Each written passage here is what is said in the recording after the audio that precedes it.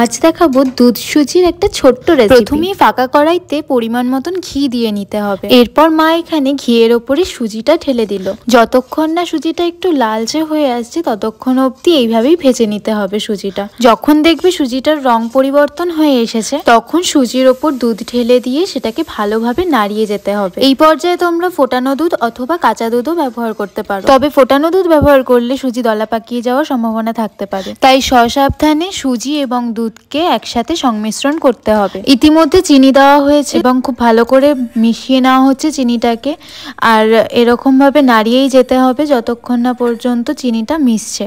এক পর্যায়ে মেশানোর সাথে সাথে দুধটিও দেখবে ফুটে যাবে আর সুজিটাও ভেসে উঠবে। অনেকে তো অনেক রকমভাবেই সুজি খেয়েছো, অবশ্যই এইভাবে একবার ট্রাই করে দেখো, আশা করছি ভালো লাগবে। তবে আমার ভিডিওটা যদি তোমাদের ভালো লেগে থাকে আমি এরকম ভিডিও আরও আনবো। তোমরা সবাই সাবস্ক্রাইব করে বেল আইকনটা প্রেস করে রেখো যাতে আমার ভিডিও সবার প্রথমে আসে আর আমিও তোমাদের ভালো ভালো ভিডিও উপহার দিতে পারি। আজকের জন্য টাটা।